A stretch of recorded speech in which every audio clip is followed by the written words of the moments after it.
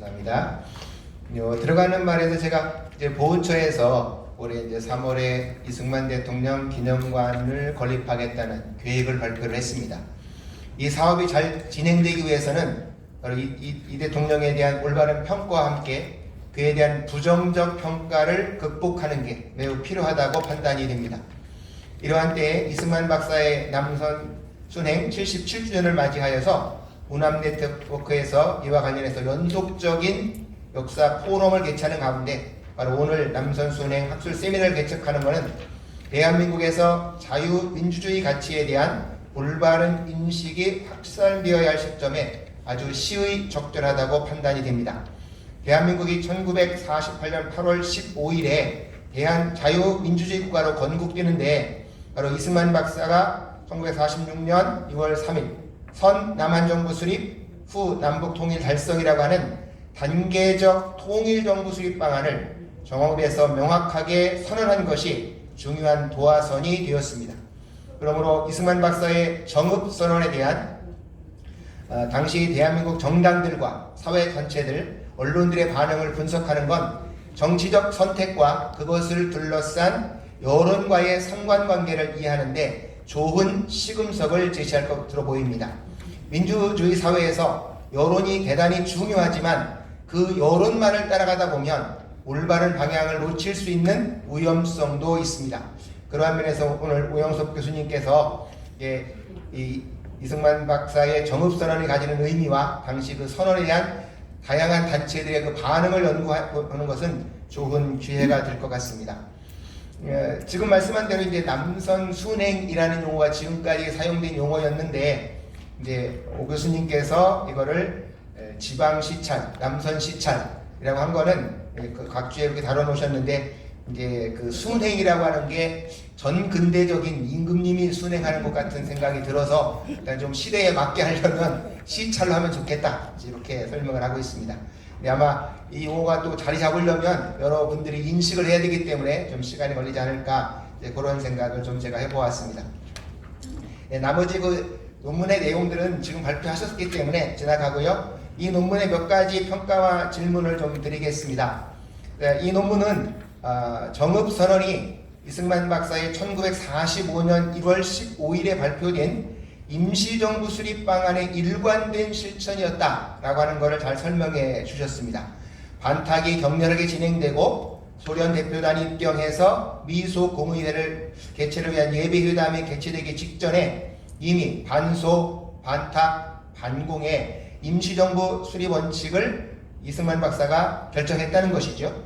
그런 이러한 주장은 이승만 박사의 남한 자율정부 수립이 상당히 일찍 결정이 되어서 일관성 있게 추진되었다라고 하는 점을 잘 설명해 주고 있습니다. 그리고 그것을 미군정과 협의해서 결정했고 여론의 추이에 따라서 적절하게 조율하면서 입장을 천명해 나간 것을 명확하게 설명해 주셨습니다.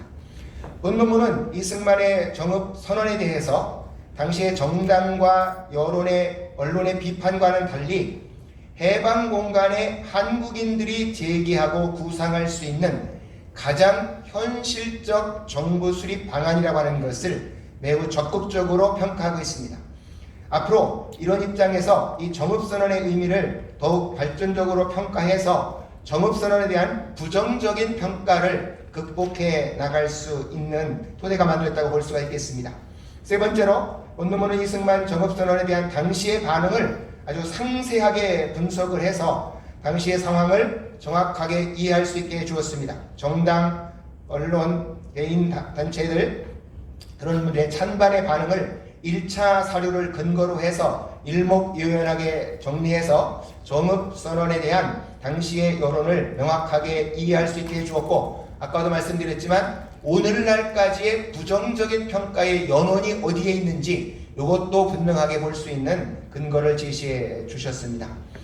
네 번째로 그와 동시에 그러한 정당, 개인, 언론들의 부정적인 평가가 갖고 있는 세 가지 문제점을 명확하게 설명을 해 주고 계십니다.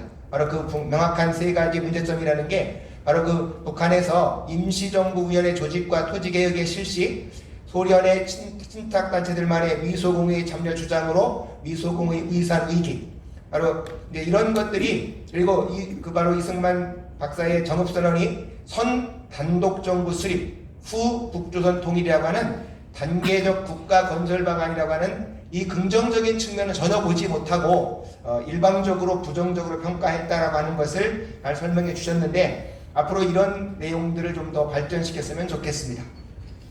이러한 평가를 통해서 이 논문은 이승만의 정읍선언이 가지는 그 시대적 의미를 분명하게 제시해 주셨고, 소련과의 협력하에 미소 공의를 통한 통일국가 수립이 어려운 상황에서 1차적으로 남한 정부를 먼저 수립하고 다음 단계로 통일국가를 수립하겠다는 단계적 수립 방안이 당시에 가장 현실적인 국가 수립 방안이었다는 점을 명쾌하게 설파했습니다.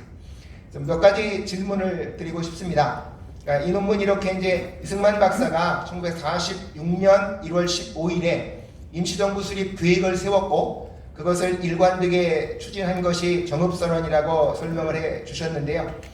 이제 이렇게 할 경우에 지금까지 일반적인 설명은 북한이 먼저 임시정부를 세워서 토지개혁을 진행해 갔고, 그러기 때문에 거기에 대응해서 이승만 박사가 남한도 임시정부 같은 걸 세워야 된다 라고 해서 분열의 책임이 북한에 먼저 있었다 라고 지금까지 많이 설명해 왔는데, 이런 태도하고 좀 충돌이 되지 않을까 하는 생각이 들었습니다. 이제 두 번째는 이승만 박사가 삼남 지방 시찰을 하면서 지방민들의 의견을 청취를 했고, 그리고 그들의 남한 자율정부 수립의 지지가 높다는 것을 확인했다고 이제 논문에 설명을 하고 계시고요. 이제 그리고 나서 이게 내 생각이 아닌 바로 대한민국의 많은 일반 민중들의 생각이다 라고 하는 거를 이제 발표를 하셨다는 거죠. 그리고 거기에 인용한 거 보시면 남한 반정론에 대해서 그 미 군정이 여론조사를 한 걸 보면 이 남한 반정론이 정치적 통일에 미치는 영향이 어떠한가 라는 질문에 긍정이 58%, 그리고 바로 이승만이 최고 지도자인가 라고 하는 질문에 69%가 찬성했다고 이렇게 되어 있습니다. 근데 이제 우 교수님께서는 당시 이승만의 단독정부 수립에 대한 민중의 지지도는 넓게 잡아도 30%를 넘지 못한다 하고 여기 논문에 쓰셨어요. 발표는 안 하셨는데, 그래서 제 생각에는 이승만 박사도 많은 민중이 나를 지지하기 때문에 내가 이걸 세운다 라고 또 말씀을 했고, 그 미 군정의 여론조사도 보면 상당히 높은 긍정적인 평가들이 있는데 30%는 좀 너무 낮은 평가가 아닌가 하는 질문을 한번 드려봤습니다. 안재홍에 대해서 말씀해서 지나가고요. 이제 오 교수님께서 정읍 발언에 대한 부정적인 평가의 입장들과 근거를 잘 제시해 주었습니다. 그런데 당시에 우익 진영은 민족 통일 국가를 세워야 한다는 민족주의 당위론에서 반대를 했고, 좌파 진영은 자신들의 이데올로기적인 입장에서 극단적인 부정적 평가를 했습니다. 바로 이런 입장들이 우세해서 당시에도 이승만 박사 입장도 수면 아래 내려갔고, 이게 지금까지도 많은 우리나라 그냥 일반 국민들에게 굉장히 호소력 있는 논리입니다. 그러면 당위와 현실 사이에 이 괴리감을 어떻게 우리가 극복해 나갈 것인가 하는 거는 지금도 과제라고 생각되어서 오 교수님의 의견 한번 들어보고 싶습니다. 예, 발표를 논평에서 마치겠습니다. 감사합니다. 네, 감사합니다. 지금 네 가지를 질문해 주셨는데요. 첫 번째,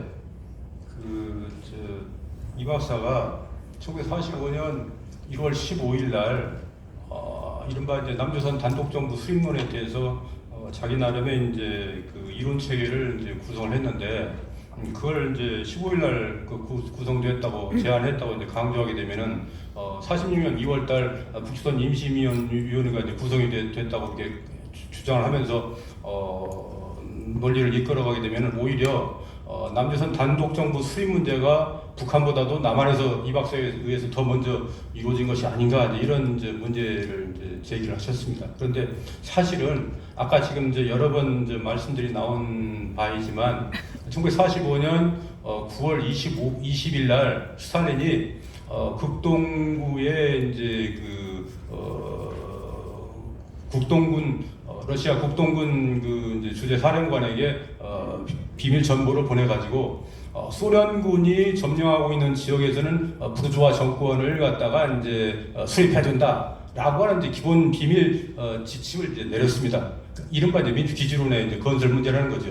바로 그 스탈린의 지침에 따라서 이미 1945년 9월 20일 날 이후에 북한에서는 이제 급속하게 이제 소비에트화 정권이 이제 착착 추진이 되는 겁니다. 첫 번째 추진이 되었던 것이 이제 10월 8일부터 10일 사이에 이제 이른바 북조선 5도 이제 임시 인민위원회 이제 연합회의가 열려가지고 거기에서 북한의 행정 경제 문제를 어떻게 처리할 것인가라는 이제 문제가 구체적으로 논의가 되어가지고 지방 각지에다가 이제 10개 이제 거점을 만들어가지고 이제 그런 문제를 해결한다라고 하는 문제까지도 이제 논의가 되었단 말이죠.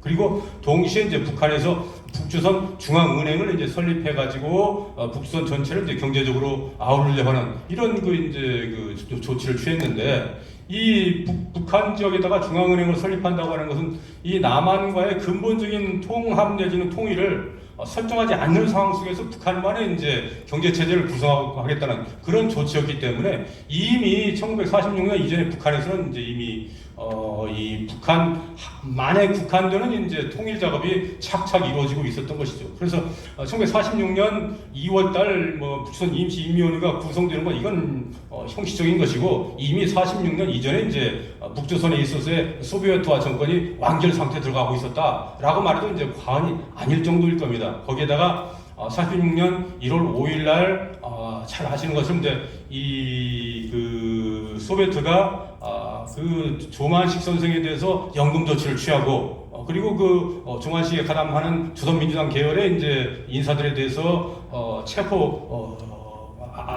탄압을 가하고 이런 상황 속에서 이제 그분들이 이제 남한으로 급히 이제 피신해 내려오고 이런 상황이 이제 벌어지는데 그러다 보니까 그런 상황이 대체로 북한에서 그런 급변 사태가 이제 벌어지면 늦어도 4, 5일이면 이제 서울에 다 그런 비밀 정보들이 이제 다 전해지기 때문에 이 박사가 이미 15일 날 이전에 적어도 10일경에는 그런 상황을 다 파악을 하고 있었단 말이죠. 그러니까 그 이후에 이분이 이제 나름대로 자기 나름대로 이제 남조선에 한해서 우선적으로 이제 통일 정부를 구성하고 그 다음 단계로 이제 소련을 갖다가 북한에서 소청해야 되겠다, 몰아내야 되겠다라고 주장하는 것.